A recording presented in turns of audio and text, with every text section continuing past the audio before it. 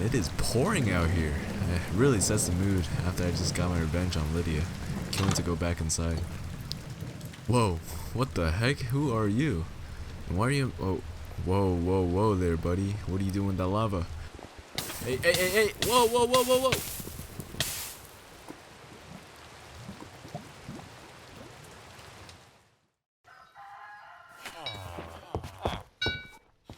Ow, my head. Oh man, where am I? And who is that man? Hello, sir? Hey, sir, do you know where I am? Oh, no? Hello? Hey, sir. Do you know... Alright. It looks like I've been transported to another world. Hello to whoever watches this. It looks like another amazing adventure awaits us, and I don't even know what's going on this time, but it looks like I had been transported into another world, and reincarnated even. The last thing I remember was the man, and everything after that is a blur. I don't think this is the same world that I was in before. It looks like wherever I am now is still in the medieval ages, and something tells me that I'm going to meet that man again. But until then, I'm going to have to survive in this new world somehow. And I don't know what new biomes or dangers await me, but I guess we'll have to find that out together. So sit back, relax, and join me on this journey as I spend 100 days in medieval Minecraft.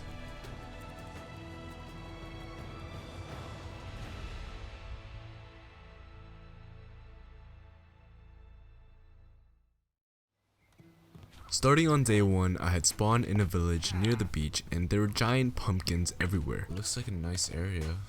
Oh, there's a snake! Oh my gosh.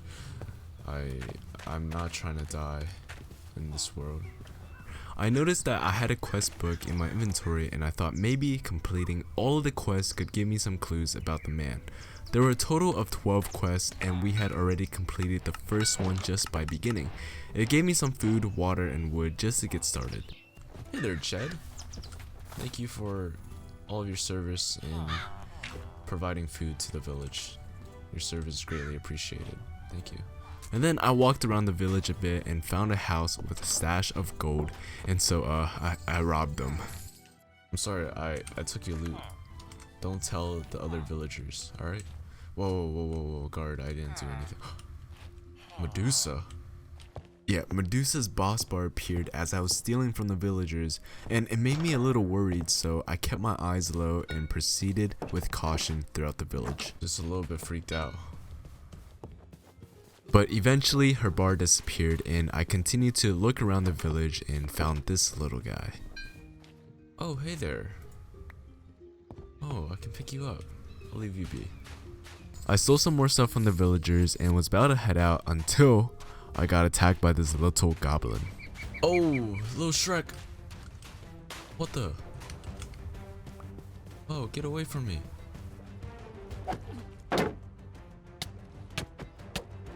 Warrior goblin. Man tried to kill me. And not only was I attacked by a goblin, these angry harpies also wanted to kill me. Whoa, what are you? And why are you flying towards me? Hello? Hello there, villager. I'll save you from this harpy. Also, if you see a death marker waypoint in the distance, that's because the mod pack is glitched and shows my deaths from previous worlds that I played on. Oh wow, who would have guessed that hardcore 100 days series takes multiple attempts to do? I guess I really did get reincarnated in this world. But after seeing how everything in this world was out to kill me, I knew I had to get myself some gear. So I found this old fisherman's house and was able to find some iron armor in his attic. Iron ingots. And some iron armor. Okay. Looks like it's starting to turn nighttime soon. The sun was starting to set, so I looked around for a bed, and I did find one, and it was occupied, but this kind villager let me borrow their bed. I didn't kick them out or anything. Yeah. Waking up on day 2, I talked to my man Israel. I wanted to make myself a bow and some arrows before I head out on my own, you know, so I could protect myself from all these monsters. But I spent the day chopping down some trees so I could trade with Israel for some flint to make some arrows. But before I could get flint, I needed to find some gravel. Where can I find some gravel? Should be by like the shoreline, right? I looked around the village for some gravel and I eventually did find some. Oh, here's some gravel. Perfect. I then was able to trade with Israel to get some flint to make some arrows. I decided to spend another night in the village before heading out on my journey. As I woke up, there was this weird bear shooting a beam at me from its belly button, and I was not going to take any chances, so I decided to walk around it. Is that a guardian? No thanks. That's a bear, mama bear and her cubs. I don't think I want to go and mess with them because mama bear will probably attack me. I was leaving the safe comforts of the village. My journey was now officially beginning. So I traveled a bit and stumbled across a jungle. And there was a tower in the distance, but most importantly, I ran into some friends. Oh my gosh, monkeys! Hello there, chimpanzee. Hey, how are you guys? After saying hello to my fellow friends, I walked towards the tower and there were a lot of mythical creatures that I have never seen before, but they seemed friendly. Hi there. Yes. Oh! Who just hit you? That wasn't me. I then started to climb the tower and there was a chest, and I had a feeling that this was rigged, so I mined the blocks around it and I was right. There were TNT under it. I looted the chest and it had some books, but most importantly, it had this energetic crossbow that gives me movement speed, which will help me throughout the rest of my journey. This makes me run faster. While traveling, I ran into a swamp and there was a house in the middle of the water, so I decided to swim towards it. I think there's a witch home. Listening from the outside, I could hear a witch cackling, so I had to be very quiet and very sneaky as I entered into her home. But she saw me, I panicked, and I tried to shoot her with my crossbow, and I completely missed. I needed to get out of there as she did so much damage to me, and the poison took me all the way down to half a heart before stopping. Survive. Yes. After healing up a bit, I decided to head back, but this time, I kept my distance and killed her with my crossbow. Okay. Can't reach me from here.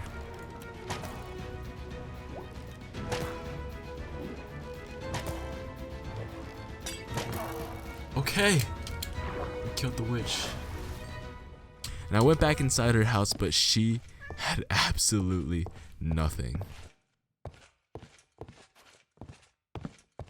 Sorry, little fella, I killed your mother, but it had to be done.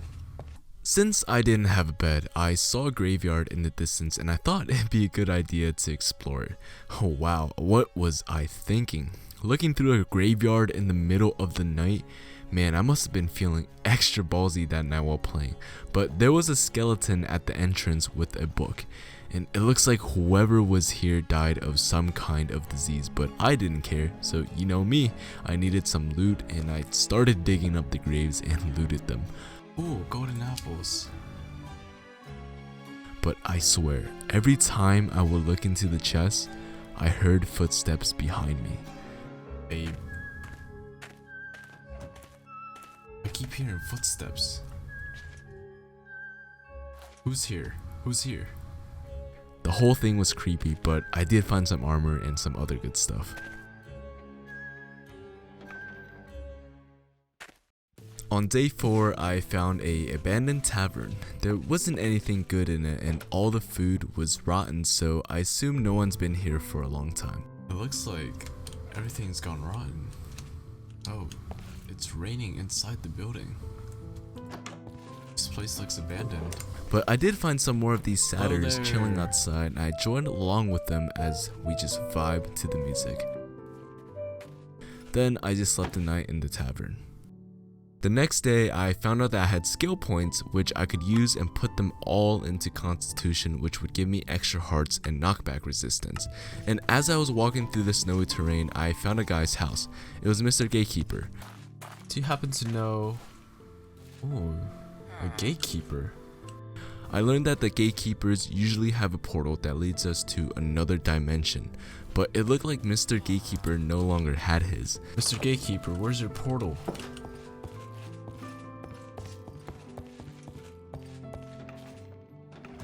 I started to look through all of the quests again and found out that one of our quests was to obtain a blue journal from the gatekeeper.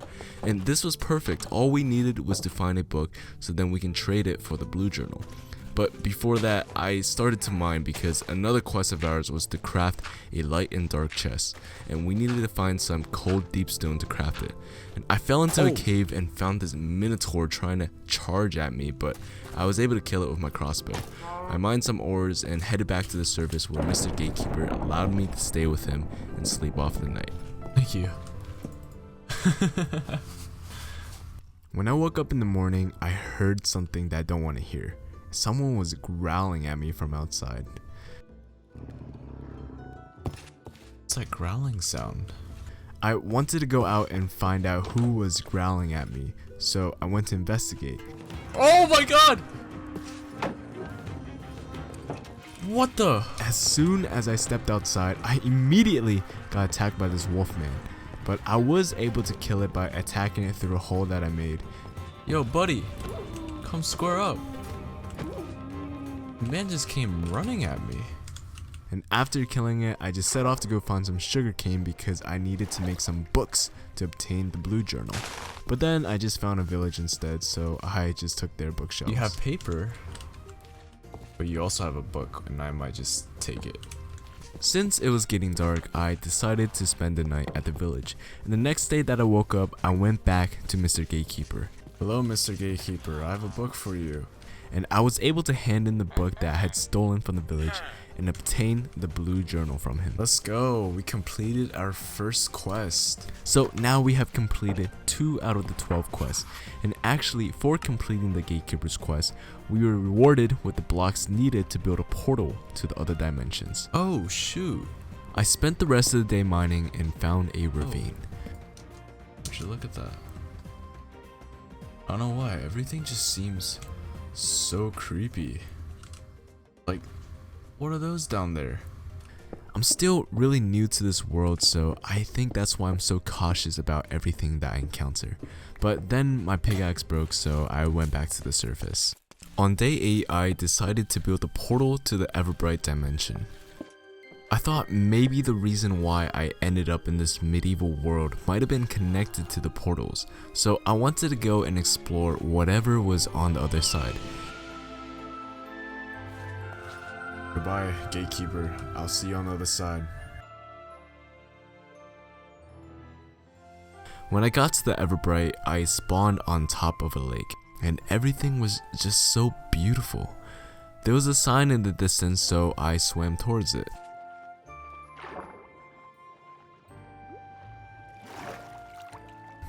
It's like one of those Super Mario tunnel things. The pipelines of pipes.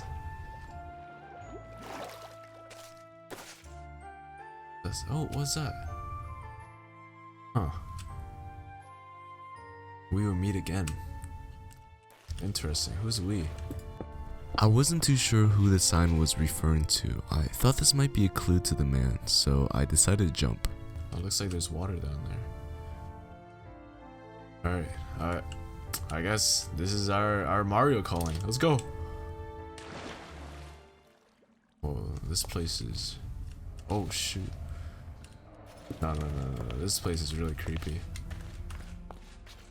Oh, what's up, man? Hey. I don't know if jumping down was a very good decision, but I was surrounded by these things called the frost spirits, and they were doing the pss, pss, pss, pss, as if they wanted me to come near them. I noticed that my weapons and tools weren't working as well in this dimension, so I made myself a new pickaxe, which worked a lot better than my iron one. Let's test it out. Okay, yeah, that's a lot faster. And I started to dig along the ceiling so I could jump in and make my attack.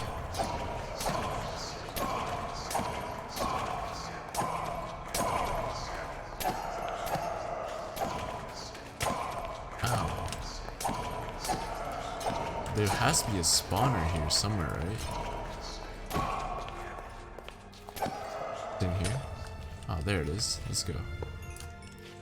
After taking out the spawners, I looted the chest and I did the same thing for all of the other rooms as well, and there was nothing good in any of the chests. So I decided to get out of there and head back to the overworld. And when I got back to the overworld, there was a wolfman attacking a wandering trader. So I went outside and killed that wolfman. What do you think you're doing? And the wandering trader got so scared that he went invisible, but I was able to find him, and guess what? He gave me a totem of undying. Now I can be even more ballsy on my ventures because I basically got granted a ticket out of death. Oh my god. Yes. I went back to the Everbright the next day to do some more exploring. Oh, look at this. Giant oxes. Hey there. Azulful. I mean no harm. I also found this giant green fortress, and I tried to break in, but it wouldn't let me. And when I tried to jump in, it started to give me all these negative effects and said that I wasn't ready to progress here yet. Oh, what's going on? It looked like they didn't want me here, so I left. And I found a village, and I was quite surprised because I didn't think that there were others that lived here.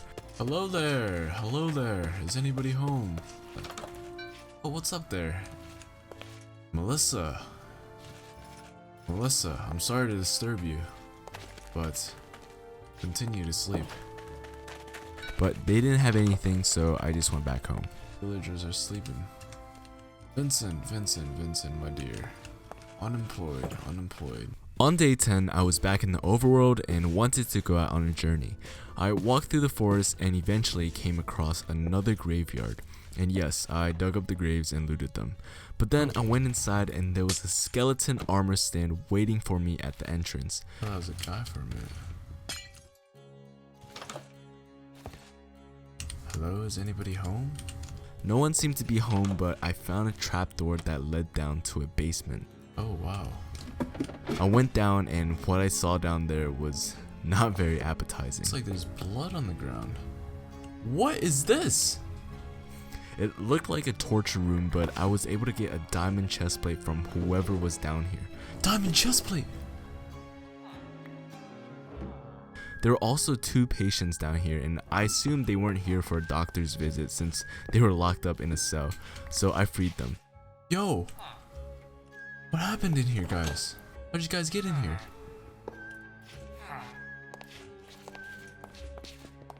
Please, come out. Who did this to you guys? Oh my goodness.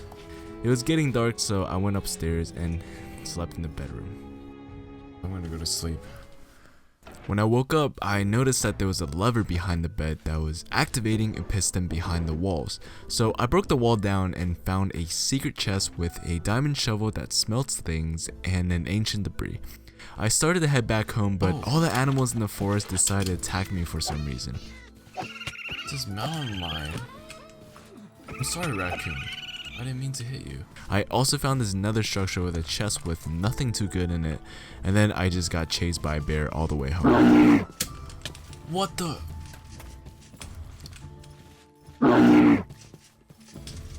It's a bear. Mama bear's not happy. I spent day 12 doing some mining, and let me tell you, there were a lot of things down here that were trying to kill me. Like, I found this weird structure and an armored wither skeleton came chasing after me. And I thought I was doing a good job hitting it, but then it swung twice and almost killed me. Oh my god! That man just took me down to like 2 hearts. I did find some diamonds, and there were so many new ores that I've never seen before, especially this blue shiny ore that looked a lot like diamonds, but it was actually something called Fey gems, and I learned later on that I can use these gems to trade with dwarves. And talking about dwarves, we actually ran into some in the caves. It's a dwarf. Hello there. Dwarf blacksmith. Beardless friend, talking is cheap, but ores are priceless. And then I saw this mossy structure and I wasn't sure what it was. I thought there was no way that this was the end stronghold. Is this the end stronghold? No way, right? No, I don't think it is. Oh my god. We found the end stronghold without even trying. What? Yeah, I was shocked. Like in my notes, I literally wrote, "We found the end portal?" ? Like I was in disbelief that we found the end portal so fast and without even trying. But accessing the end was a lot harder in this world because we needed 12 different eyes and they were scattered across the world, so we couldn't just farm endermen to go to the end. So even though we found the end portal so soon, we wouldn't be able to go to the end until we found all 12 of the eyes. I looted some of the chests in the stronghold and there were really cool stuff like this thing called the Eye of the Guardian, which lets me shoot a beam out of it. But my inventory is getting full, so I had to head back to the surface so I can store all my stuff in the chest. The next day, I went back to the end stronghold and got whatever remaining loot there were left. And also, I found this relic called the Slime Heart, which prevents me from taking fall damage. That time I got reincarnated as a slime. Let's go. And then I did some more mining and found this beautiful underground village. Hello? There are villagers down here. Hey guys. It's like a little village. Wow, this is really pretty. You guys live down here? Oh, what's going on? Loretta. Whoa. Loretta.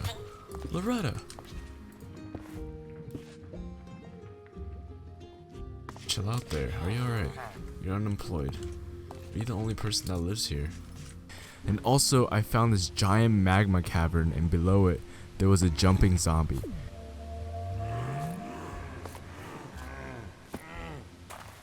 After dealing with the zombie, I found the cold deep stone that we needed to craft the light and dark chest, which was one of our quests, so this is really good progress.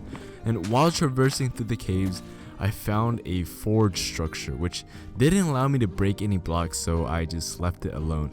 And then from day 14 to 15, I just did some strip mining to find some diamonds, and I also did some trading with some dwarves before I headed back to the surface. After spending so many days in the dark caves, I really missed the feeling of the warm sun on my skin. Let's go. Back up on the surf. Oh, what's up, man? You stalkers, why are you guys always stalking me like that? I made an enchantment table and then was able to spend all day outside chopping down some trees so I could craft some bookshelves. And then at the end of the day, I got jumped by this ghost. What the? It's a ghost. Oh, it's a skilled ghost. And then I kind of broke down Mr. Gatekeeper's walls so I could have space to put the bookshelves for the enchantment table. But enchanting in this world was different. There were 3 categories called Eterna, Quanta, and Arcana. And honestly, I still have no clue how they work. I spent day 17 organizing all the chests, and it took all day because we had a lot of stuff. And I also made that light and dark chest, so now we have completed 3 out of our 12 quests. Here we go, we completed the quest. Let's go. Can we get a let's go, Mr. Gatekeeper? Yeah, you sniffed those flowers, alright. On day 18, I wanted to do some exploring, and I found some satyrs, but what intrigued me was this entrance to an underground area that was barred off. I went down, and the first thing that greeted me was a giant spider. There are giant spiders right there. Hello there, Mr. Giant Spider. I've been trying to reach you regarding your car's extended warranty. I wasn't sure what this place was, but it looked like there was no one living here, besides this cat that I found. There's a cat here. What are you doing down here? I was able to find some cod in a crate and thought the cat might be hungry, so I went to look for him. After walking through the maze-like halls, I was able to find the cat chilling by its stand. Oh, hey there. Look at that. The cod, actually. Was someone here before? It looked like he wanted to lead me here. Perhaps his previous owner used to run this stand before abandoning this place. I fed the cat some fish and we became best friends, and I named him Oscar. Oscar and I explored this huge underground area together, and it seemed like it used to be home to a group of people because we found many rooms, libraries, and even farms. But the only sign of life down here was this guy that we found barred up. Oh there, come on out. What happened with you? Caradad? I'm not sure what happened, but you're free now. I'm not too sure what happened down here, but I'm sure wherever Caradad's people went, they're in a better place now. Day 20 was going to be the start of my first big expedition. I wanted to travel far away and explore what other things that this world had to offer. I stumbled across another gatekeeper's house and also encountered this Cyclops standing right outside. Can I fight this guy? Oh my god, he does damage. Okay. Dude, he does a lot of damage to me.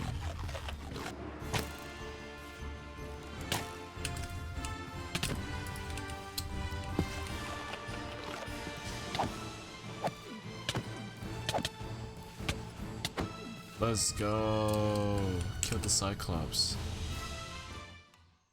After dealing with the Cyclops, there was a village nearby, and from looting, I was able to get a lot of cool relics, like this icebreaker boot, which basically creates a shockwave when I fall on the ground.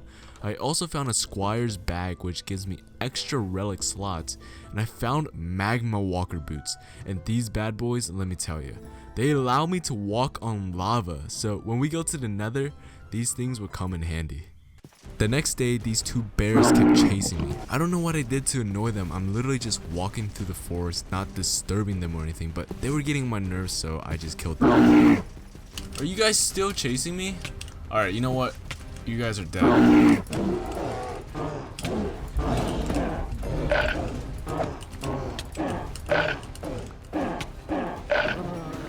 Oh my goodness.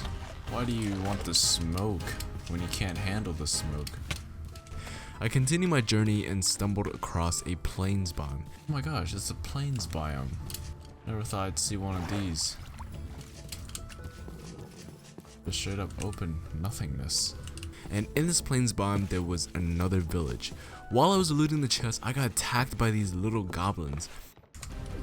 What the? Oh, Shreks. Where'd you guys come from? Is this your village?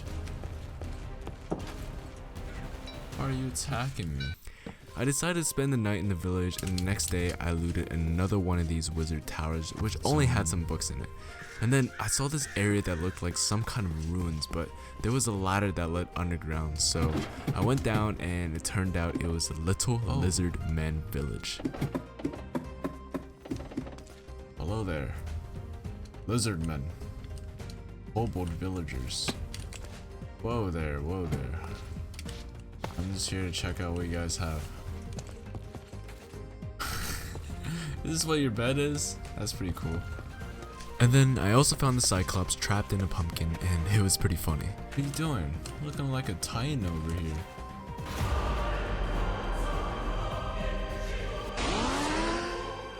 But then this possessed armor came running at me. Oh my god.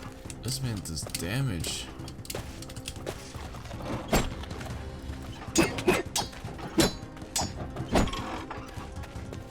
Stay down. If you're stuck, I'm just gonna leave you there, alright, buddy? Cool. I found this hunter named Flory who lived alone by the lake, and he was cool enough to let me stay there for the night. The next day, I started climbing this mountain, and at the top, I saw the forest burning, and there it was, a dragon. That's a dragon. Oh my god. This many kept popping up for some reason, and that's when the dragon blasted me with its fiery breath. And I tried to shoot my arrows at it, but it kept deflecting off of it, so I decided to chug a golden apple and run straight at it. A royal red. It was setting everything on fire, and my leggings had broke. I needed to lure it away from the burning forest because fighting in it would just give me a disadvantage. And miraculously, it got stuck in a tree and I was able to slay it.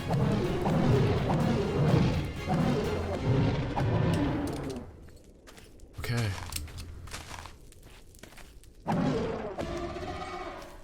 After slaying the dragon, I kept walking through the forest. And before I show you what's over this cliff, I just want to say it was one of the most beautiful things that I've ever seen in Minecraft. Like, I can't describe it. You'll just have to see it for yourself. Oh wow, that's really beautiful.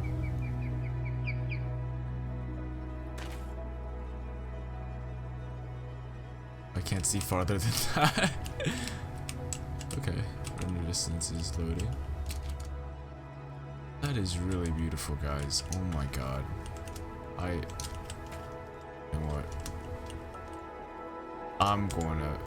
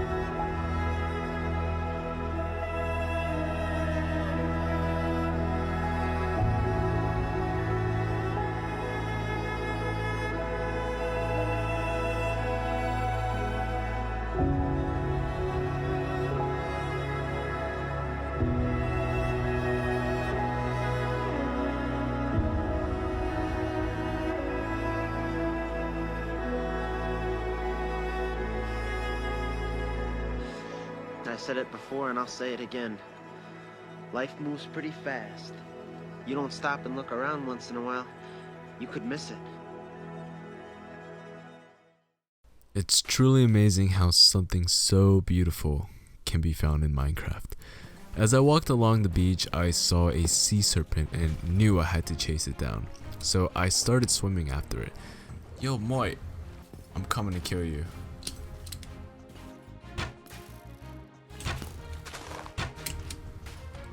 What the? I don't know what my man was doing, but this thing kept jumping up and down and wasn't even hitting me, so I landed a few hits and took it out. Okay. What? That was the weirdest battle I've ever had. Very cool, I guess. I then spent the night inside this pagoda looking building and went to sleep. On day 24, I wanted to explore this temple right next to the pagoda, and while inside there was a lever, and when I pulled it, it opened up an entrance underground. They open up these stairs down here. As I walked down into the entrance, I saw the enemy that had appeared on us on day 1. It was Medusa. Oh my god! One look into Medusa's eyes and I would have been turned into stone, so I needed to make a blindfold. I got some string from cobwebs inside the pagoda and leather from killing a boar, and with that I was able to make a blindfold. I put on the blindfold and made my way down into Medusa's lair. Medusa... Where are you? Oh! Oh my god. Hello? Okay. Yo, stay back. Oh!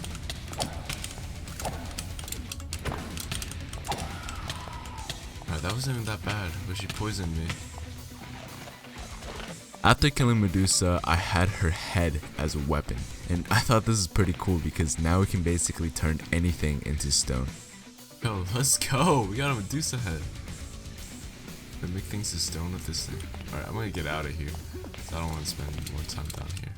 After this, I kept traveling south and stumbled across an ice dragon's nest, and at first it was sleeping. Is that a dragon?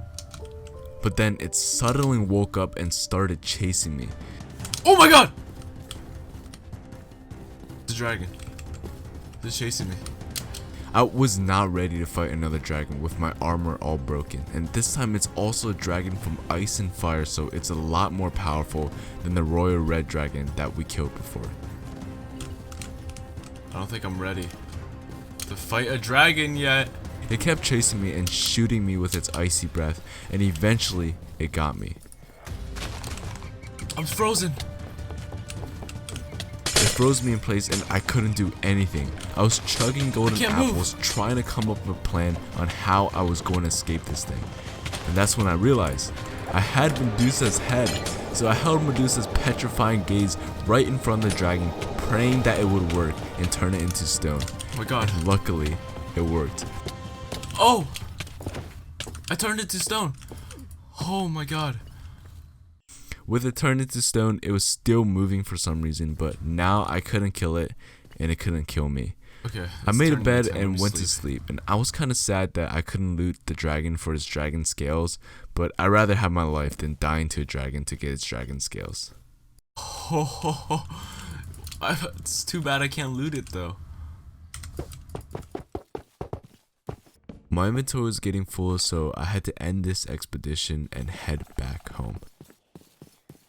I see our house. We're home. Oh, I forgot about you, Oscar. How are you? My dear cat. Mr. Gatekeeper, I brought ourselves another bed, so now we can sleep together wherever you are.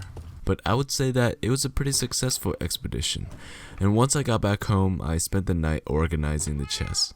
Oh, I also built an underground storage area where I organized all the stuff there. The next day, I took a visit to the nearby village. I honestly forget why I was here. I think I was trying to see if there were any cows I could bring back, but there weren't any. On day 27, I wanted to get some obsidian so I can make another portal. But then the blue moon rose and I got completely sidetracked and started trading with the dwarves because I wanted to get a summoning contract from them so I can summon my own dwarves. I was really close to getting the summoning contract as I only needed a few more Fey gems to get it. Yes! Now we can get a summoning scroll. So I went to find some more Fey gems, but when I came back to the dwarf that I was trading with, he disappeared. Wait, what happened to him? I have your gems. Is this you? Oh my goodness. Don't tell me he despawned. I spent all that time leveling up his trade with the blue moon because the blue moon makes me have more luck, and I didn't even get the summoning contract because my man just vanished like that. But even so, I was determined to get another contract, so I spent day 28, 29, 30, and 31 mining for Fey gems, and finally with enough Fey gems, I was able to trade for another summoning contract. Give me your summoning scroll. Summoning contract. And this time, this dwarf didn't disappear on me after I gave him so many of my Fey gems. The start of a beautiful adventure. And you might be wondering, why am I so obsessed with summoning a dwarf? Well, it's because with summoned dwarves, I can trade for this thing called the traveling stone, which allows me to travel to the dwarven markets, where I can get really good trades like the totem of undying. So that's why. On day 32, I was able to make a dwarven anvil. I needed this anvil to summon the dwarves, and with the 2 summoning contracts that I had, I was able to summon our first dwarven friends. Let's go! In order to level up their trades, the dwarves were asking me to give them food. And honestly, I didn't have much of that. Like, they were asking me for cake, fried chicken, pumpkin pie. Like, where am I going to get that for you? And I forgot to mention that I made a little chicken pen, but I only had 1 chicken. Mrs. Chicken wasn't gonna mass produce chicken eggs for me, and I can't kill her to make fried chicken because she's the only chicken I have. So I had to find another food source that I can mass produce, and that was melons. The next day I started working on a melon farm, and this was good because not only would I be able to level up the trading, melons also provide me with both hunger and thirst. Yes, this world requires me to drink water to survive. So melons eventually become a main food source because then I no longer have to keep purifying water and bringing a canteen with me, and best yet, I can stack them. The next day I went to find some cows, but I didn't find any. And then I got followed home by this creepy Enderman that kept whispering at me. Yo, why is that man following me? You wanna fight, bro? Yo, I'll gladly fight you. Hey, bro. Yeah, you over there. I see you.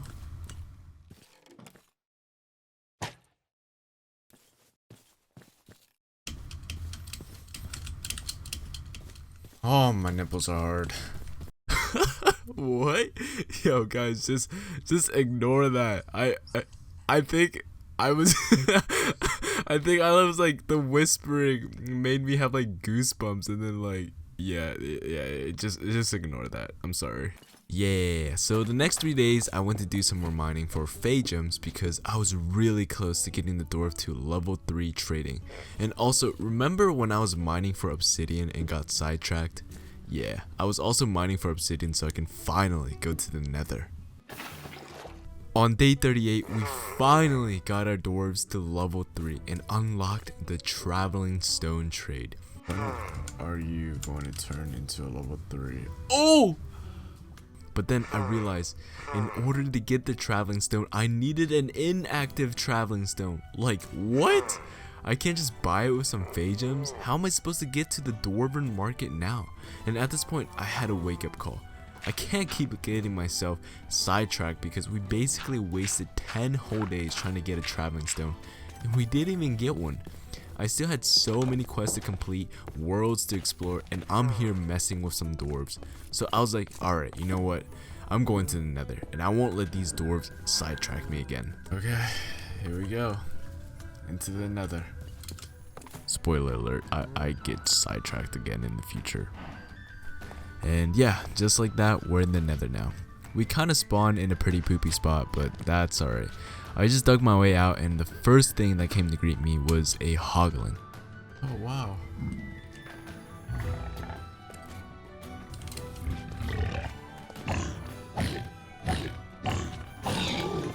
Hate these hoglins.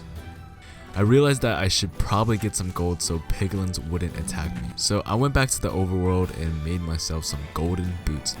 I went back to the nether and was able to find a bastion, and as I was snooping around, this happened. Oh my god! Luckily the fall wasn't too high and I was able to survive. And then I was mining this ore, and out of nowhere these piglin brutes started attacking me.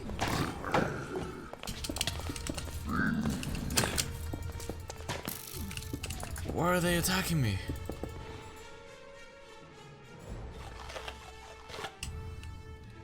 So in bastions, piglins do not care. I did not know that. Yeah, I didn't know that these piglin brutes weren't charmed by my golden boots. I found some chests and looted what I could. Oh, totem of shielding, soul healer, lots of magma cream. And then I continued my nether journey and was able to find a fortress. So we found, is this another fortress?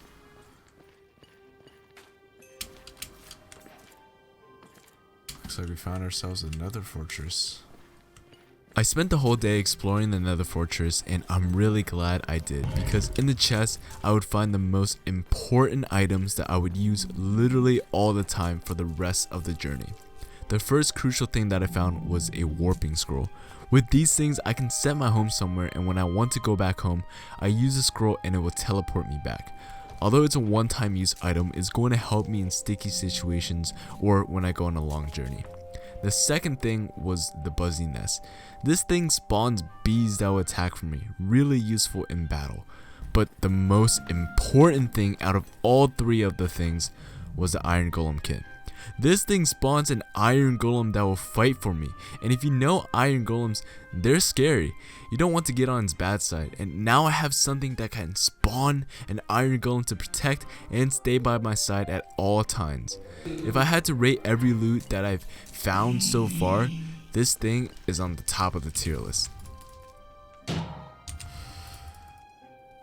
There's a mutant blaze that spawned here. Yeah, I also found out that there was a mutant blaze that spawned here, and luckily it died before I came here, so let's go. On day 41, I came back to the overworld with my big haul of loot from the nether. And then I also made a nature's compass. For those of you that don't know what a nature's compass is, it's basically a compass that points in the direction of a specific biome that I wanted to look for. I also went to get some more obsidian to make myself an ender chest because I want to set out on another journey, but I want to have some more inventory space this time. I later also found out that I can access the ender chest like a backpack as long as I have it in my inventory, so that is going to be really useful. Okay. On day 42, I was going to set out to find the Toad Sentinel. Killing the Toad Sentinel is one of our quests, and we haven't done any of our quests in a while, so I thought I should really start to work on them. The Toad Sentinel spawns in a swamp biome, so I set the nature's compass towards the swamp biome and started our journey. As I was approaching the swamp biome, the Goblin King's boss bar appeared. Wait. The Goblin King? Where is he? Now, slaying the Goblin King was also a quest of ours, so I thought this was a golden opportunity to find this Goblin King. A little birdie told me that the Goblin King's fortress was deep underground, so I started digging. And while I was digging, I saw something humongous on the map, and I thought that has to be the Goblin King's fortress. So I started digging towards that direction. When I got there, it wasn't the Goblin King's fortress. It was a massive dungeon. My goodness. There was a chest dangling from the ceiling, so I built towards it and there were diamonds in it. Diamonds! There were also a lot of spawners, especially magma cube spawners. Even my iron golem was afraid to go down. Yo, can you go down there? There were also these knight/soldier looking guys, and it seemed like they were really strong. And also, I made my way down and this magma cube took out like 6 of my hearts in one hit. Oh my god! I tried to take out as many magma cubes as I could, but there were just too many. Even my iron golem couldn't handle it. It said that I received the blessings from Hades, and honestly, I don't know if that's true because everything in here was doing tons of damage to me. I decided to go another route and build across the dungeon. I spent the night in the dungeon, building around, scouting out my surroundings, and it was already daytime outside. There are chests scattered all around and I really wanted to get them, but under every chest was a spawner, so I couldn't just go up and loot it. So I spawned my iron golem on this forged sentry and started rushing for the chest. Diamond blocks! Netherite scraps. I was successful, so I did the same thing for this other one, and they all had really crazy good loot in them. Because I was having a lot of success, I was going for a third chest, and then this happened.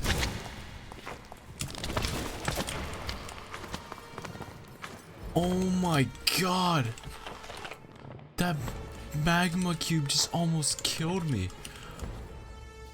I was trapped inside this forge structure with a giant magma cube outside that can one-shot both my iron golem and me if I didn't have my extra hearts. I waited for my golem kit to cool down and spawned my iron golem again to at least do a little bit more damage to the magma cube so I can finish it off with my bow. And then I decided, alright, I'm going for the chest again, and nope, bad idea. Bad idea. There were giant magma cubes everywhere, and now I was once again trapped inside the forge structure, and I was running low on arrows. I needed an escape plan. There were magma cubes everywhere around me, so I spawned my iron golem and used him as a distraction and bolted for the walls and started to build up.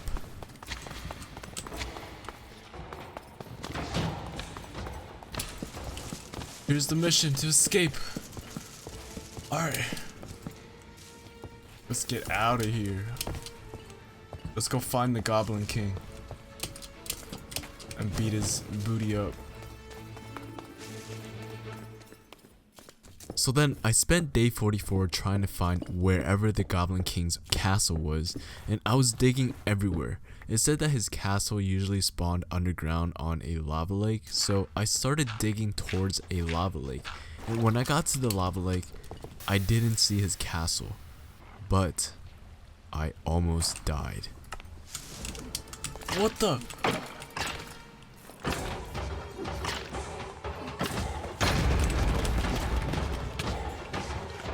Oh my god. The thing came out of nowhere. Almost killed me.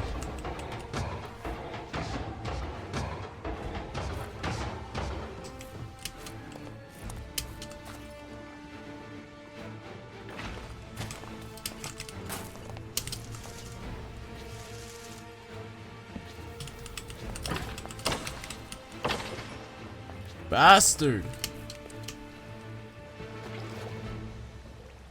Yeah, so after that traumatic experience, I got out of the lava lake. And then I continued to spend day 45 mining all around trying to find the Goblin King, but I just could not find where this guy was. But I did find a zombie dungeon, and then I ended the expedition and went back home. Then on day 46, I found out that I could craft a backpack. That would have been super useful to know, so I could have stored a lot more stuff in my inventory. So I basically spent the whole day gathering resources to make it. And then at the end of the day, we finally crafted our first backpack. Oh, let's go. On day 47, I was getting ready to head out. But then my dwarves started dying for some reason. Why are you dying?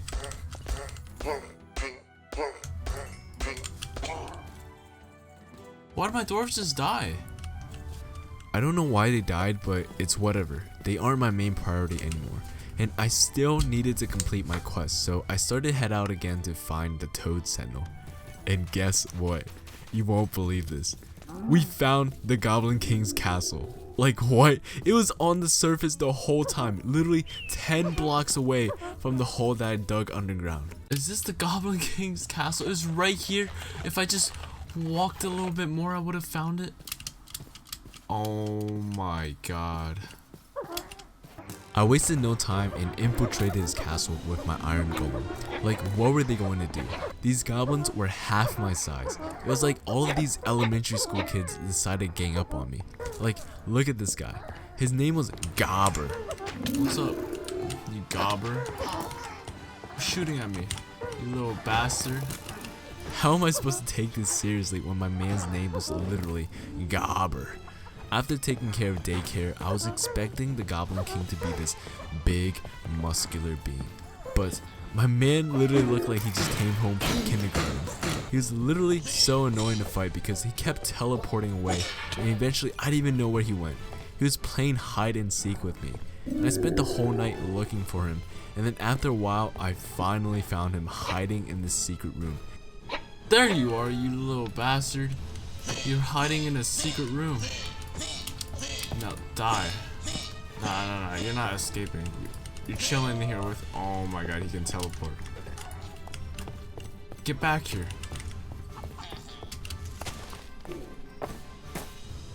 Oh my gosh.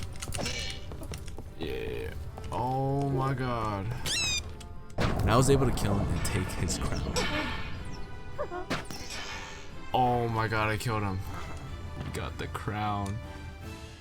I looted the remains of his castle and sat on his throne because I feel like I'd be more worthy of the title of king than him. And instead of being called the Goblin King, he should have been called the Goblin Kindergarten.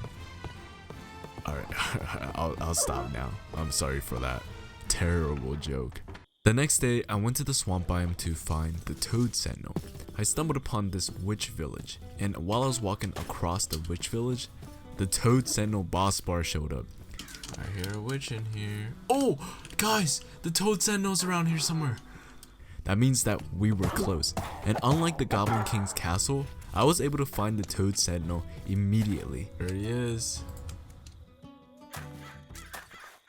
Okay. Oh my god! What the hell? I started the battle, and let me tell you, my iron golem is an absolute tank. Get that bitch. Man just jumped on me. Ow.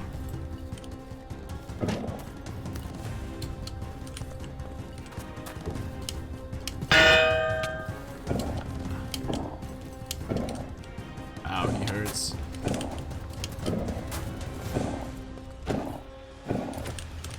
Oh, he's jumping.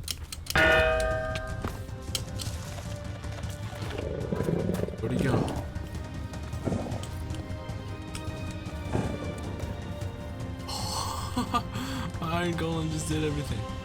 We finished the battle pretty quickly and I received the Eye of the Toad. Now with the Toad Sentinel and Goblin King slayed, we have completed 5 out of our 12 quests.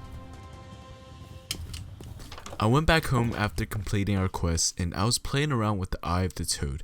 And look, it spawns a little toad protector. How cute is that? We get a little toad. I also started to enchant some of my armor and it was giving me really weird enchants, like this snowball enchant on my chestplate, but I took it anyways. Our next quest was to find and kill Barako the Sun Chief. So on day 50 I set out on another expedition and this one was going to be a long one. Barako is usually located near the savannah and the nearest one was 1800 blocks away from us, so I spent the day traveling. I had to pass through a jungle and the leaves were so thick I couldn't even see where I was going. I took a rest stop for the night in a jungle village and then continued onwards the next day. I continued through the jungle until I saw a giant circular tower. And also near the tower, there were chimpanzees, my fellow friends. Monkeys! But there was a problem.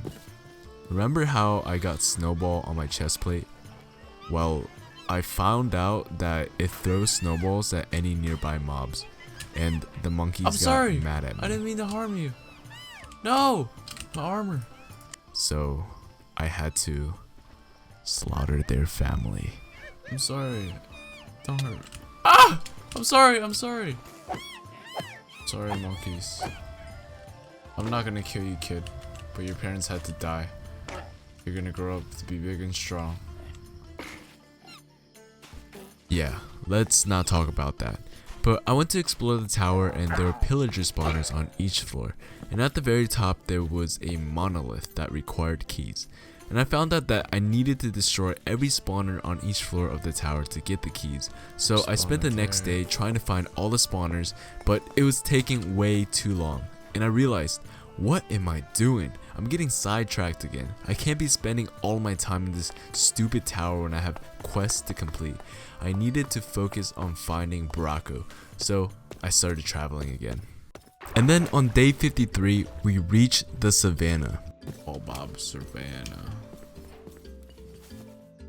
Kangaroos! Oh my goodness. How are you guys doing? Oh, wow. Can I ride you?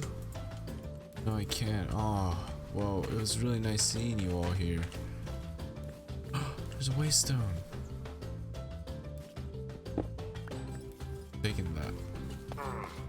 There was also a dwarven blacksmith that I visited, but it soon became night since we spent all day traveling.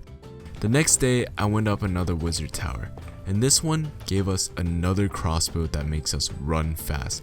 But even better yet, it makes us run faster than our current crossbow. With this thing, I was zooming. I also spotted another royal red dragon, and I don't know why I started building up to it, but it was stuck so it couldn't attack me. On day 55, there was this interesting house filled with skeletons. I went to clear it with my iron golem, but it didn't have anything good in it. I also saw this giant mosquito thing and I wanted to kill it. But then it stung me and it did a lot of damage. Debilitating sting.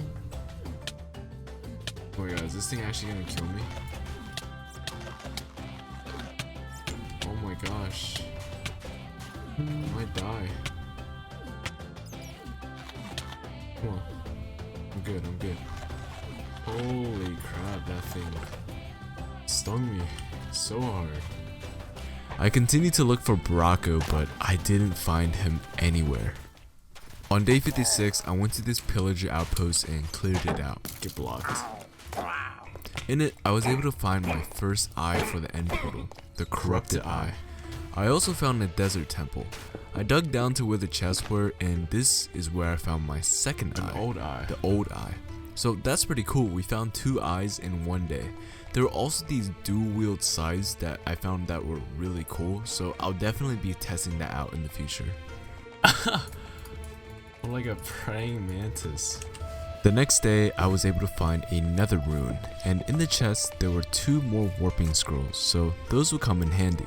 I saw this flying bird dragon in the sky, and it was circling around a jungle temple, so I went to explore it. Inside, I found this guy named Yukiko who got kidnapped, so I freed him. Yukiko, how did you get yourself trapped here? Don't worry, I saved you. I then went around disarming all the traps in the temple and found this bottom layer with lava. I didn't have time to do the parkour, so I just poured water over it, and that's where I stumbled into a maze. At the end of the maze there was a puzzle, and I tried to solve it, but I was like, nah, I'll just break through. So I'm just gonna break in. Look at that, the loot room. I looted the chest, and I think the best thing that we got out of it was an enchanted golden apple. When I came out of the temple, there was another temple right next to it. It was a lot smaller, but inside I found these banana arrows. Give me them arrows. Banana arrow? What? I never got to use them, but I wonder, does it make us shoot bananas? In this temple, I was able to find our 3rd eye. It was the rogue eye. I went to a nearby village, and in the distance there were these giant volcanic mountains, so I definitely wanted to go explore that. When night came, I found a nice nether ruin which I slept on. When I woke up, I climbed the volcanic mountains. Oh, that's lava. But there was nothing up here. And doing? while I was up here, I got attacked by something in the rocks. What? This is not safe. I didn't even know what attacked me, so eventually I got off the mountain. And then I found this well thing, and it said to jump, but ain't no way was I jumping down there. I don't even know what's down there. It looks like a one-way ticket to the void, but then I was like, maybe it's something cool, so I decided to check it out. He's telling me no, don't do it. Don't do it, man. I'm doing it. Leroy Jenkins! Oh, there's nothing here. Oh, it gives me haste. And then we traveled through the night and fought this really strong skeleton that took forever to kill. But that thing does not die.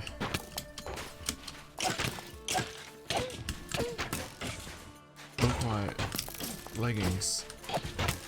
When we killed it, we got really good armor from it.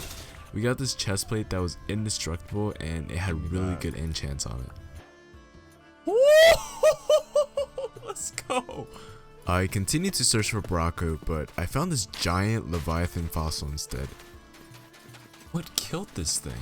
And also another desert temple where we got a holy locket and a frost sword. A cleanse of us. What is this? Hello? Anybody home? I found the sand structure the next day, and inside there were some husk spawners, and I thought this would be a good time for me to farm some XP. But that was until this big boy mutant husk spawned. Oh my god, it's a mutant husk.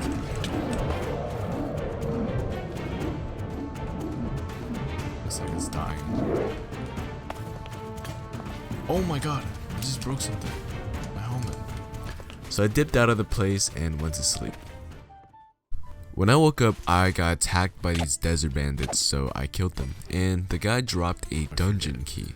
The dungeon key allowed me to choose different dungeons to participate in, and I thought, you know what, I might try it out. I chose the abandoned prison dungeon, and it was going good at first. I was just killing some zombies, and it was nothing too hard. But then, it said, the mobs are now extra strong. Like, what? And not only that, it started to spawn a horde, and all these baby zombies started running after me. Oh my god.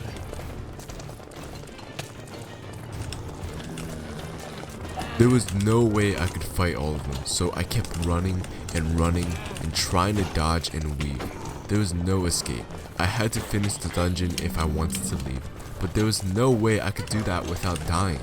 Then I remembered, I had a warping scroll, so I quickly put it out of my ender chest and used it to warp back home. Oh my god, I got overran. Oh. Dude, I cannot, but I'm back home now. Holy crap. What a journey. Although we weren't able to find Barako, it's been a long journey and I was just glad that I was safe back home.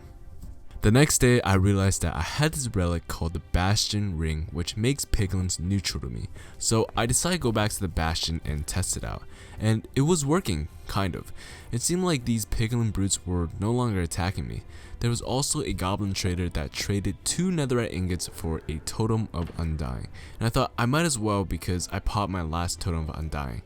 I zoomed across the lava lake with the magma walker boots that I had and stumbled into this dungeon room with some spawners.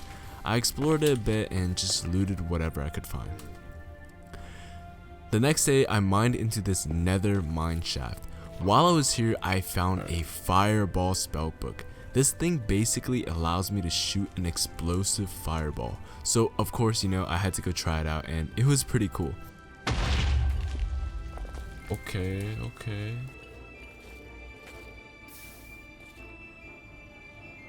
Oh wait, did I do that explosion? Holy crap, that's really cool. And then I traveled along the mine shaft and you won't believe what I found. Aha! An inactive traveling stone! We need this. I found an inactive traveling stone. Remember my whole side quest of trying to get to the Dwarven market? Well, this thing can take me there, but there was a slight problem. My dwarves were dead, so I can't get the actual traveling stone anymore because I needed to trade for it, but I just kept it on me if I ever decided to grind for the trade again. On day 65, I had an idea to use my fireball spell to find some netherite debris. So I basically spent the whole day blasting open the nether and I actually found a decent amount. And then I just spent day 66 exploring the nether some more, but I didn't really find much. Like, I found this really cool looking nether town, but there was nothing in it, not even a single chest. I came back to the overworld on day 67 and I started to look into a crafting recipe of something called the Hell Shelf, which I think is supposed to give us better enchants. So I started brewing some potions of regeneration to craft it. And then I also made myself a runic hammer and a runic anvil. It said that these were supposed to help me repair broken relics, but I didn't really know how to use it. So now that we found ourselves an inactive traveling stone, I wanted to get myself another summoning contract. So I spent day 68 and 69 mining for Fey Gems so I could summon another dwarf. Yeah, I know. I said I would focus on the quest and not get sidetracked again, but here I am working on side quests once again. You can't blame me, there's just so much to do in this world. And also while mining, I found this really rare thing called a Stellarite Arcanum, which can be used to make indestructible gear. And when I mined it, it blew up. Holy crap. I got back out of the mines on day 70 and was able to summon 2 new dwarves. I also had a lot of these supply camp things from mine colonies that I got from looting chests, so I started to play around with it. I cleared out a flat space so I could place it down and it basically spawned a supply camp right in front of my house. There was a town hall block inside this crate and so I placed it down as well, and I guess it created a colony and all of these people started flooding in. First settler arrived by the name of Samuel Z. Hackaborn. Hello there, Samuel. On day 71, I got a very sad message.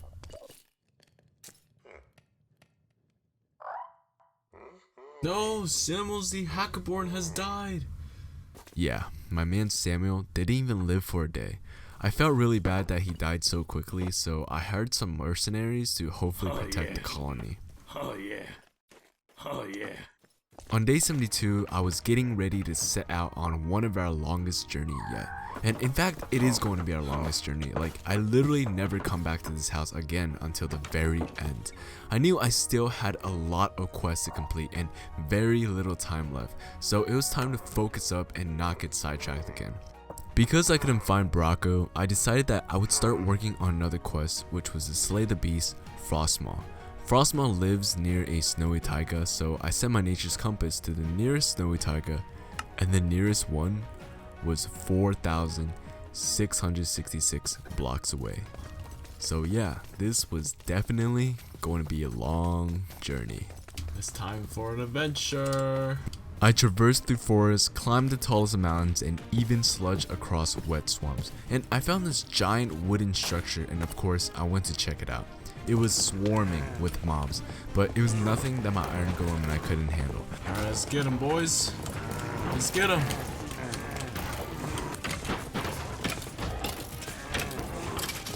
Ooh, onwards, onwards. There was also this creepy mossy man, and I decided to shoot it, and it was a bad idea. My iron golem was able to take care of him, however, while I was blinded. I eventually got to the top and took whatever loot they had. Oh wait. After that, I continued my journey and even ran into this royal red dragon. Oh, that's a dragon. Now, killing the 3 different types of dragon was also a part of my quest, but they needed to be dragons from the Ice and Fire mod. So this royal red dragon was not even worth my time, so I outran it. I did meet this alpine dragon though, and he was really chill, so I let him be. What up, my guy? How you doing? I still had a long ways to go, so I spent days 75, 76, and 77 traveling. And then on day 78, we finally made it to the ice maze biome. The ice maze. This is where we find Captain Cornelius. Although I wasn't at the snowy taiga, the ice maze biome is where we can find Captain Cornelia, who is someone that we have to find and slay for our quest. Oh, Captain Cornelius, where are you? But since I've been traveling for such a long time and it was getting dark, I decided to stay the night in this nearby gatekeeper's house. What's up, Mr. Gatekeeper? Don't mind if I just come in and sleep with you tonight, right? Alright. Oh, I guess we're bunk buddies. Good night, Mr. Gatekeeper. The next day, I searched the ice maze for Captain Cornelia. I spotted this ice mage pillager tower and decided to clear it out and see if I could find any clues about Captain Cornelia, but I didn't find anything. From the tower, I spotted a ship in the distance, so I decided to go check it out. I thought maybe the ship could give me some clues about Captain Cornelia's whereabouts, since she was a captain after all. I killed all the men on the ship and found a captain's room in the very back. And guess what? This was Captain Cornelia's ship. Something about Captain Cornelia in here. Last afternoon, Captain Cornelia went to the seabed in search of any additional resources. There are rumors among the crew that the real subject of her expedition is something else. More than a day has passed since the captain's died. She was wearing the only diamond suit we had, so we couldn't help her in any way. Worst of all, she had the master key with her. As our hopes of rescue dwindled, the threat of the rebellion rose. I take this book. I saw the shell horn on the floor, so I picked it up. Oh, it's a shell And horn. I'm really glad that I did. And summon Captain Cornelia! We found it, guys. We found Captain Cornelia. This must be her ship. As I was leaving the ship, her crew members were not happy and came after me. I spent some time taking them out, but it was taking way too long, so I just ran away because I still needed to summon the captain. I saw this giant castle in the distance while running and decided to summon the captain nearby.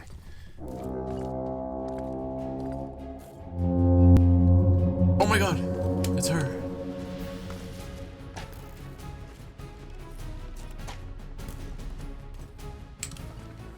Dang, Captain Cornelia. Sorry, Captain Cornelia. Nothing to... Oh!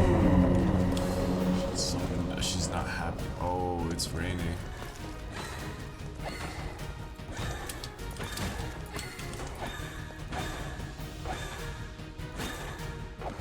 Let's go!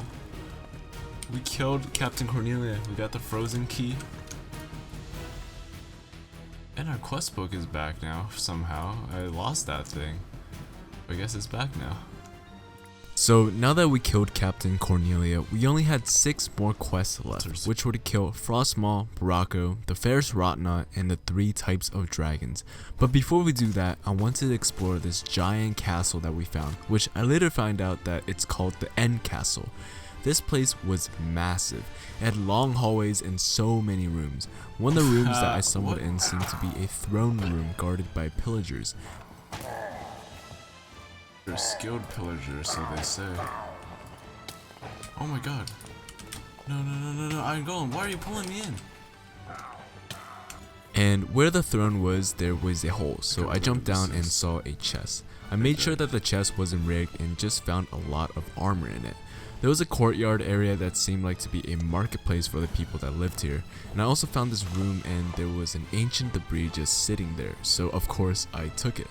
In that same room there was also a treasure room filled with iron blocks, so I of course mined that too so I can give it to my iron golem. The next day I finally went to the snowy taiga in search for Frostmaw, and when I got there I saw this cyclops trying to eat some harpies. Oh my god.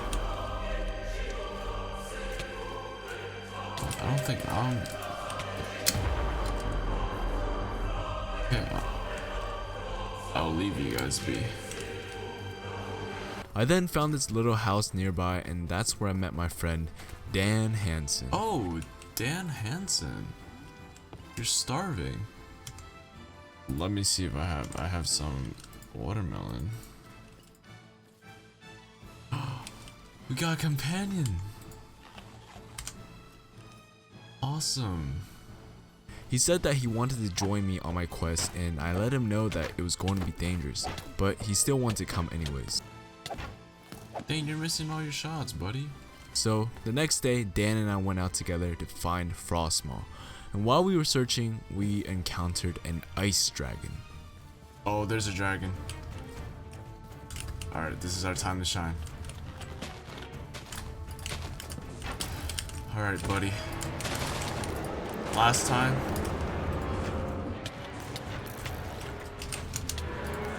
Oh my god.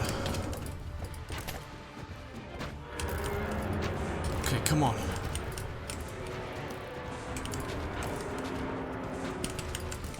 Okay. Let's go!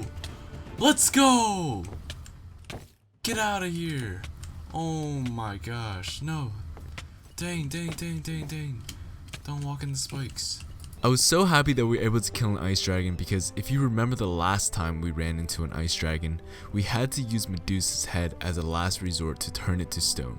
But not this time, because with our newly acquired gear and our new companions, nothing could stop us now.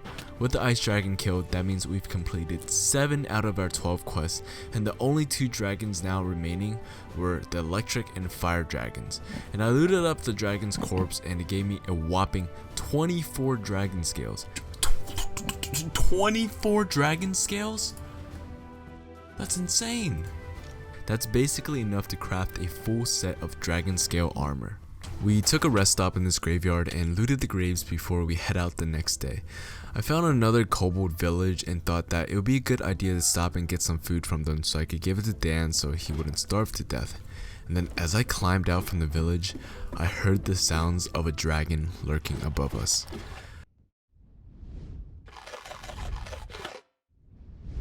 I think there's a dragon out here. And there it was, waiting for me. There's another ice dragon. Alright, here we go. Alright, come here, buddy.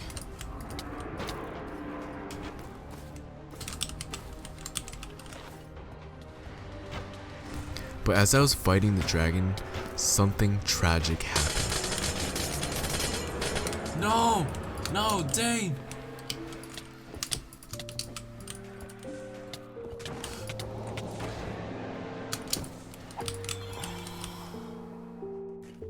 Oh no, I'm sorry, Dane.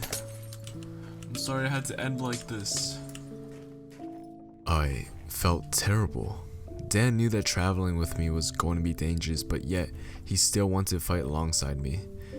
He was a brave man, so I made a grave and put the dragon skull in honor of him to show how bravely he fought against his last enemy.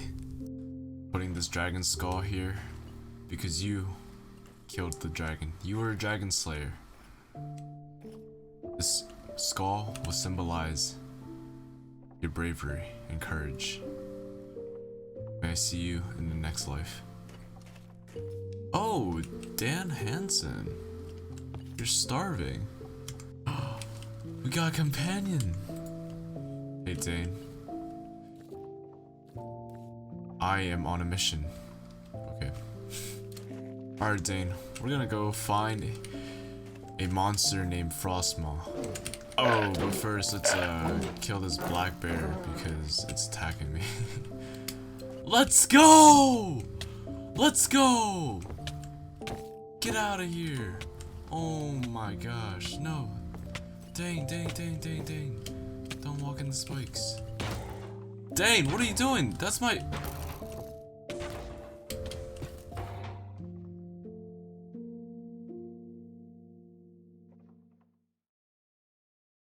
So now, I was even more determined to find Frostmaw. I spent all of day 85 searching and mapping out everywhere that we've been, and on day 86, we found him. But there's one slight problem. You see, I kind of forgot to press record on day 86, so we lost the footage of us fighting Frostmaw. I know, I was so sad when I saw that I wasn't recording, and I wish I could say that it was an epic battle, but it was pretty one-sided. My Iron Golem and I literally killed Frostmaw in 30 seconds. And no, I'm not lying when I said I killed Frostmaw. I even had proof if you think I did some off-camera shady stuff. Alright guys, so... I found Frostmaw, but I forgot to record. And I didn't do no shady off-camera stuff. I can prove to you that I killed him. Wait, where's my quest book? Here it is. Look, I killed him right here. See that? That means that I completed the quest. And also, I got this thing from him, the ice crystal. And I'm really upset and sad that I wasn't able to record it. But I didn't want to redo the battle because, like, I can reenact it, but I didn't want to, like, be untrue to you. But right now, I'm trying to find Barako because that's the next step on the quest. So yeah, and again, I apologize for being dumb and not recording, but it is what it is. So now that we've killed Frostmaw, I want to take another shot at finding Barako, since surprisingly, there was a savannah right next to the ice biome. I don't know how that's possible, but I'm not going to question it. So the next day, I was running through the savannah and found this man named Ing, who will accompany us on our journey. Oh, hello there. In Klason. We found the Cyclops lair and was looting his food supply when all of a sudden, he decided to eat my Iron Golem. Into my companion. Oh my god! He's just... Man's eating my Iron Golem! No! Ing, stay back! I wasn't just going to sit around and do nothing, so I opened fire at the Cyclops and it took forever to kill him, but we eventually did. Alright, I killed him. Oh my gosh. I continued through the savannah and spotted a dragon's nest in the distance. This was good news because I still needed to slay an electric and fire dragon, and they both spawned in the savannah, so I would be at least knocking one of them off the quest list. And as I got closer to the nest, I saw that it was an electric dragon. I buffed myself up and charged right into battle. Come on! Kill this bastard!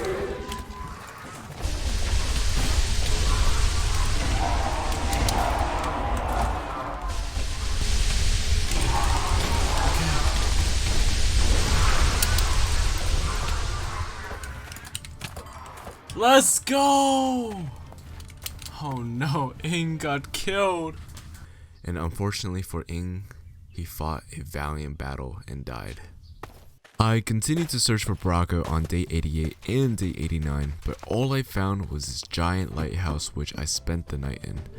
And then on day 90, we found him. Oh my gosh! We found... Oh my gosh, I'm lagging. Oh, we found Barako! After such a long journey, we finally found him. Barako, the Sun Chief. Big fat Barako sitting up there, slamming his belly. I started running up the hill and he was shooting sunbeams at me.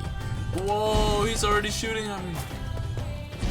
I was able to dodge them and get closer to start unleashing a barrage of attacks on him. What's up, big man? Oh! Even the hippos were helping me. And soon enough, Rocco's tyranny over the savannah was no more. Absolutely killing him. Yes! Oh. Oh. Thank you. With Baracco killed, we've completed a total of 10 quests. The last 2 were to kill a fire dragon and the Ferris Rotnot.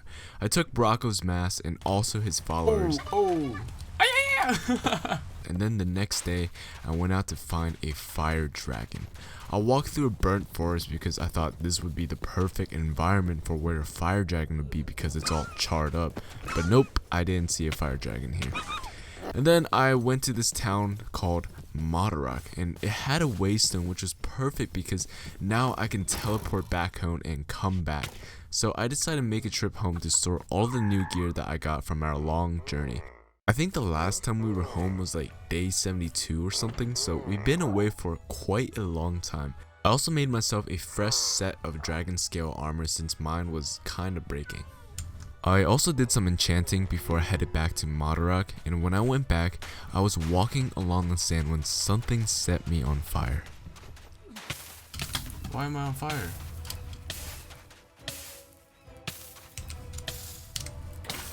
What the heck? I was really confused, but then I saw him. Oh! That's a fire dragon! Alright, here we go. What's good, buddy? Nah.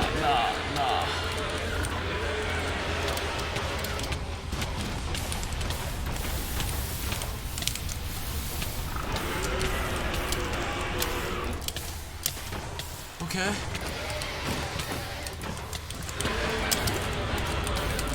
Yes! We have slain the dragon!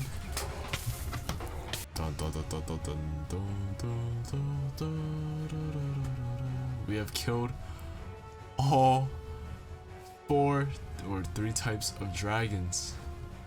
I gotta go teabag on this guy. Yeah, that's right. Yeah, that's right. That's right. You like that? Yeah, sniff it. Yeah. That's what I'm talking about. They call me the Dragon Slayer. They call me the Dragon Slayer!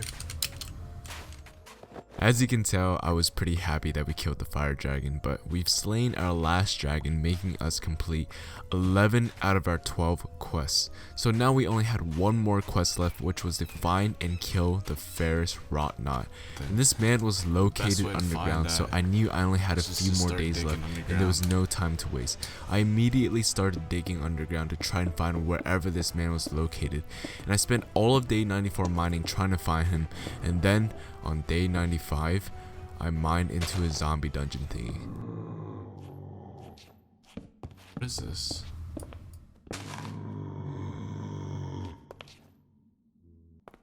There's a zombie coming up. Ow. It wasn't what I was looking for, but I found this rocket spellbook in the chest, and so I decided to test it out on a zombie.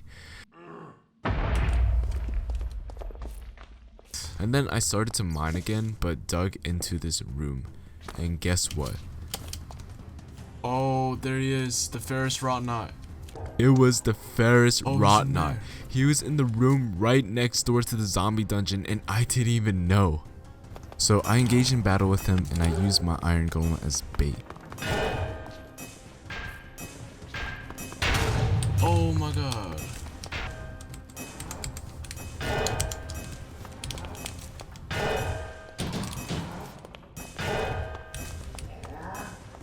Okay. Oh my god. But he kept dying, so I decided to just fight him by myself, by dodging and weaving. The battle took forever because I needed to wait for him to slam the ground so I could attack him from behind. But eventually, with time, we finally defeated him. Our last quest completed. Let's go! We completed all the quests! We can wear this. Oh my god, look at us. Look at us.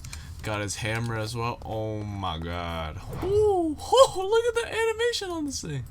We completed all of our quests with 5 days to spare, so I thought, you know what? Now we can start doing the side quest of going to the Dwarven Market. So I spent day 96 leveling up the dwarves trades, and we did it. We got their trades to level 3 and was now able to get the traveling stone. Yes! Yes! Yes, guys, yes! Traveling stone. Oh my gosh. And I was finally able to go to the Dwarven Market, something I've always wanted to do since the beginning of the series. Oh, let's go! Hello there. What the heck? Oh my god. Do you guys see the trade on this? Man's giving me 2 god apples for brilliant phage gems, and I have so many. I got a music disc from the Dwarven Market and headed back to the overworld the next day and just jammed out to the songs of the season. And it was honestly kind of a bop.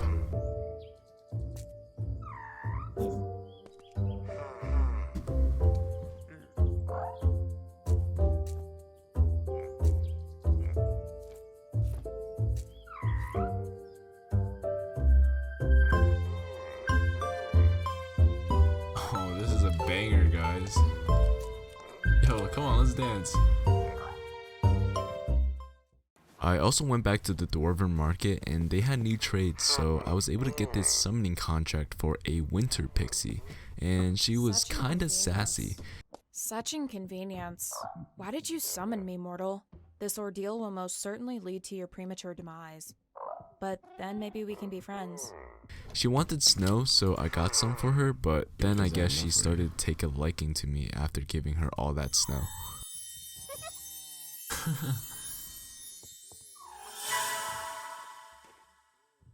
Awesome.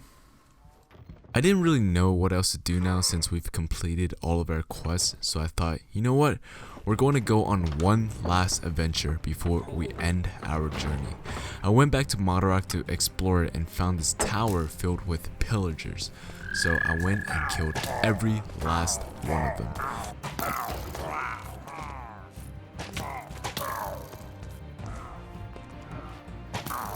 Oh, what up, bro? Bastards. Hey, wait, let me eat this apple. Alright, thank you. You guys still hit me.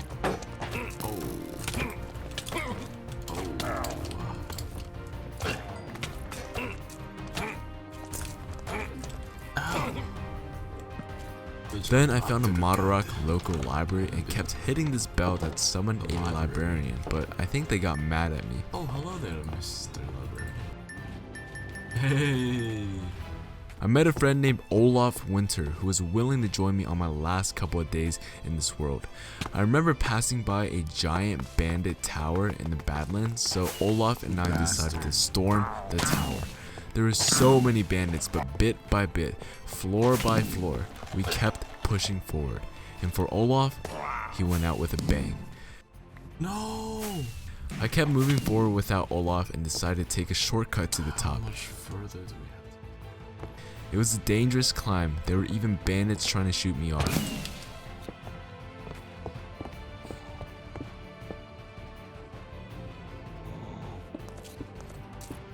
But I made it.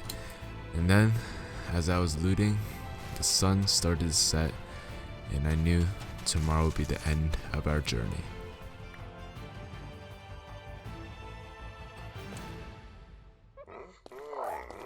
I went to bed and decided to spend day 100 by the house reflecting on the amazing journey that we had. Well, this is it. I don't know if what's gonna happen after I leave this place. Ashlyn? Not good enough, eh? Why are you standing on top of the campfire? I guess you do you. Well, I guess this is the last time I'll be here. Just want to say goodbye to everyone. Even though our main objective was to find that mysterious man, I kind of forgot about him since there was just so much to do, and I wasn't even sure if he was going to show up since it was getting dark. I was kind of sad because I really did have a lot of fun during the 100 days that I was in this world. All the amazing adventures, the fierce battles, and the friends that we made along the way. I was really grateful that I was able to experience it. And with that being said, I said my final goodbyes and went to bed for one last time. Good night, Oscar. I'll see you soon. See you tomorrow, alright?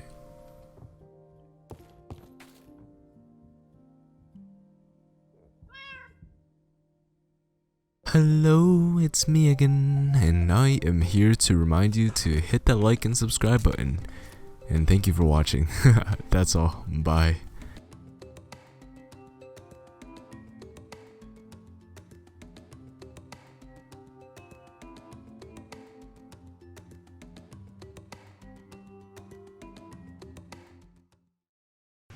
Oh man, where am I?